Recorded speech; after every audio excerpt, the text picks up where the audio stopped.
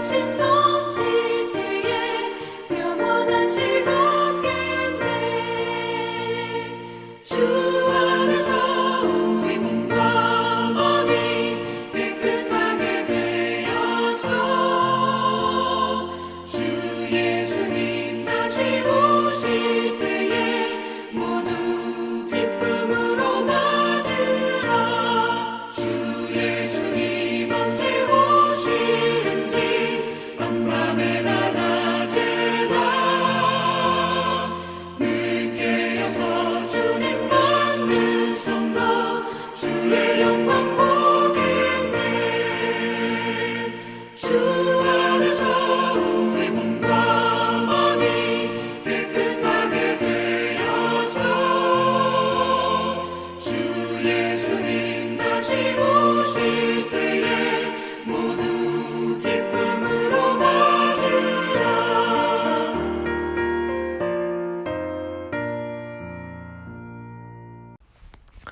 오늘의 말씀은 누가복음 21장 29절에서 38절입니다. 이에 비유로 이르시되 무화과 나무와 모든 나무를 보라. 싹이 나면 너희가 보고 여름이 가까운 줄을 자연히 아나니 이와 같이 너희가 이런 일이 일어나는 것을 보거든 하나님의 나라가 가까이 온 줄을 알라. 내가 진실로 너희에게 말하노니 이 세대가 지나가기 전에 모든 일이 다 이루어지리라. 천지는 없어지겠으나 내 말은 없어지지 아니하리라. 너희는 스스로 조심하라. 그렇지 않으면 방탕함과 술 취함과 생활의 염려로 마음이 둔하여지고 뜻밖의 그날이 덕과 같이 너에게 임하리라. 이 날은 온 지구상에 거하는 모든 사람에게 임하리라.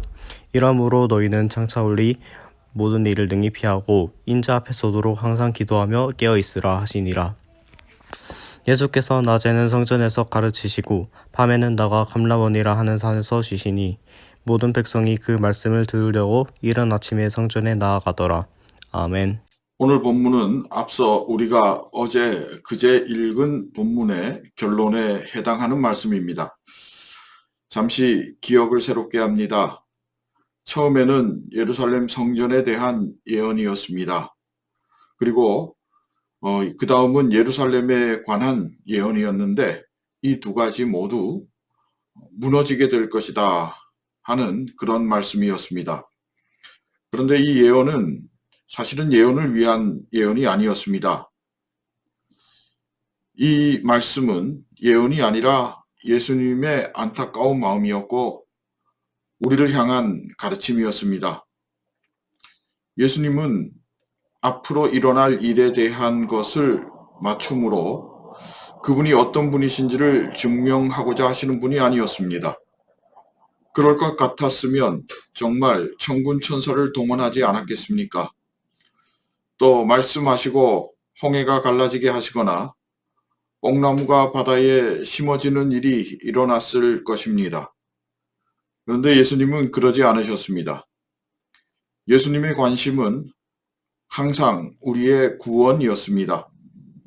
영적 구원을 통해 우리의 육신까지도 구원에 이르기를 그 어떤 것보다 최우선순위에 두고 사역을 하시고 이 땅에서 가르치셨던 분이셨습니다.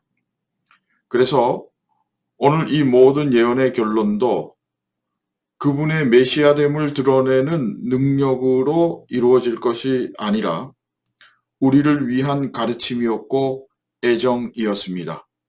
이것을 분명하게 하기 위해 예언을 하셨던 것입니다.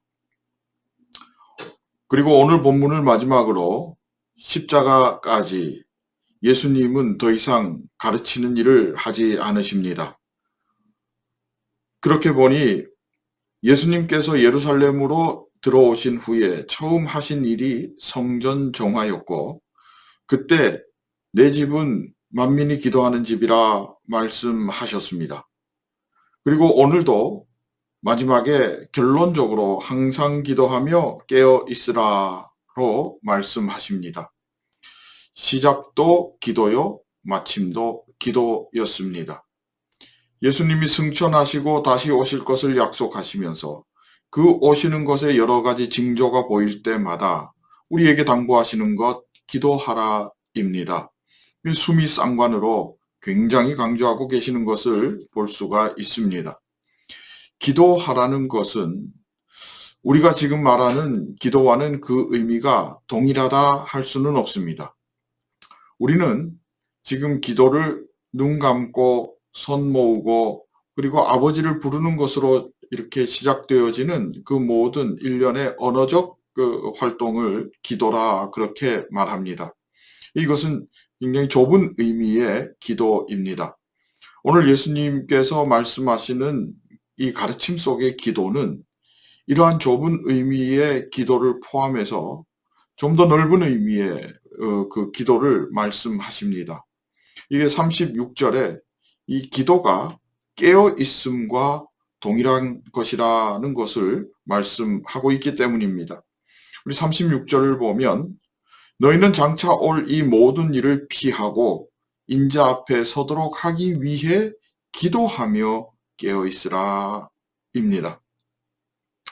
기도는 다름 아닌 하나님과 함께 사는 상태를 의미합니다.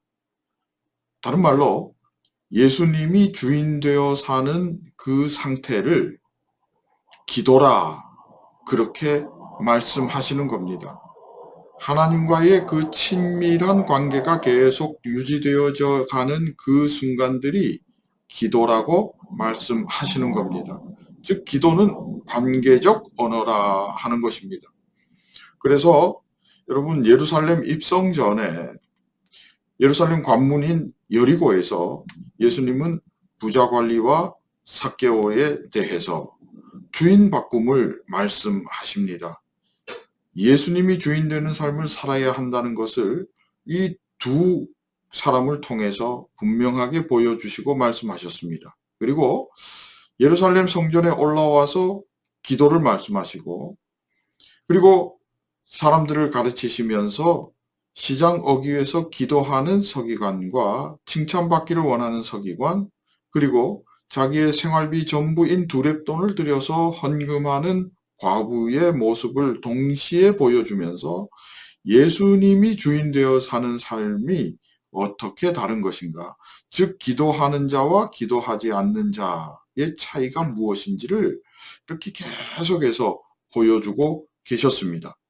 강조하고 있습니다. 그리고 제일 마지막 오늘 가르침에도 기도하며 깨어있으라, 즉 기도를 말씀하시는 것. 그러니까 우리 주님께서는 이것을 반드시 이루어내야 한다는 것을 강조하고 계시는 겁니다. 예수님이 주인 되어 사는 삶은 이 모든 환란에도 무너지지 않고 버티고 이길 수 있도록 하신다는 것이 이 어제 그제의 말씀입니다. 그래서 결론적으로 기도하라, 예수님을 삶의 주인으로 삼으라, 오늘 한 번 더 말씀하고 계시는데, 우리 기도함, 즉 하나님과의 관계가 계속해서 유지되는 상태, 그리고 그것이 곧 깨어 있다라는 말로 표현되는데, 우리 34절을 다시 한 번 더 보면요, 너희는 스스로 조심하라. 뭐를요? 방탕함, 술 취함, 생활의 염려로 마음의 둔하여짐을 조심하라. 이것을 뒤집으면 이것을 조심하는 것이 깨어있는 상태요. 방탕함, 술 취함, 생활의 염려에 빠져 있는 것이 잠들어 있는 상태라고 말씀하시는 겁니다. 그런데 여러분, 방탕함, 술 취함, 생활의 염려, 이 모든 것들이 어디서부터 출발되었는가 하면 재물이 주인되어 사는 사람에게 나타나는 현상이라는 것입니다. 재물이 주인되어 있기에 방탕하고 재물이 주인되어 있기에 술 취한 상태가 되는 겁니다. 재물이 주인되어 있기에 생활의 염려가 오게 된다는 것입니다. 그래서 깨어있음은 주인 바꾸어 재물이 아니라 예수님이 주인 되어야 한다. 그 삭개오와 두 과부를 보면서 우리는 그것을 다시 한 번 더 기억할 수 있게 되는 것입니다. 주님이 주인 되어 사는 사람은 어떤 사람인가? 깨어있는 사람은 그럼 어떤 사람인가? 먼저 영적으로 민감한 사람입니다. 세상의 것을 바라보고 세상의 것에 흔들리지 아니하고 영적인 상황을 감지할 수 있는 사람입니다. 그래서 이 영적으로 민감한 사람은 고난이 올 때에 그 고난을 통해서 오히려 주님께 더 가까이 나아가는 그러한 놀라운 사람, 능력의 사람이 되는 것입니다. 고난을 주님께 나아가는 디딤돌로 삼아버리는 겁니다. 또 주님이 주인 되어 사는 사람, 깨어있는 사람, 기도하는 사람은 약속을 붙드는 사람입니다. 33절의 말씀입니다. 천지는 없어지겠으나 내 말은 없어지지 아니하리라는 이 약속의 말씀과 더불어 우리 주님의 말씀, 성경을 그대로 붙들고 사는 사람, 그 말씀이 내 삶의 전부가 되어서 그 말씀에 내 존재를 걸고 사는 사람, 이 사람이 깨어있는 사람이라, 기도하는 사람이라 주님께서 오늘 말씀하고 있습니다. 주님은 날마다 성전에 올라가 잡히시기 전까지 가르치시면서 사람들에게 당부하고 또 당부하십니다. 구원의 완성이 이를 때까지, 그 나라가 다시 올 때까지 하나님, 예수님께서는 우리가 그 믿음의 경주를 끝까지 이어가시기를 원하고 계십니다. 깨어있어 기도하며 이 땅에서 그 환난과 역경 가운데서도 주와 함께 승리하기를 주님께서는 간절히 원하시기에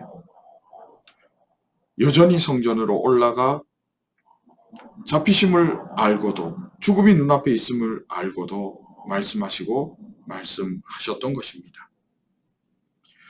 예수님의 그 당부가 한낱 잔소리가 아니라 내 마음에 그대로 포개어져서 나도 오늘 깨어있는 사람, 기도하는 사람으로 주와 함께 그 나라를 향해 전진하는 주의 자녀 될 수 있기를 진심으로 소망하고 축복합니다. 함께 기도하겠습니다. 하나님 감사합니다. 오늘도 주님을 내 삶의 주인으로 모셔드립니다. 내 안에 좌정하셔서 인도하여 주옵소서. 오늘도 주의 약속의 말씀 붙들고 주님 따라 걸어가는 주의 자녀이기를 원합니다. 주여 은혜 베풀어 주시고 능력으로 더딥혀 주옵소서. 예수님의 이름으로 기도합니다. 아멘.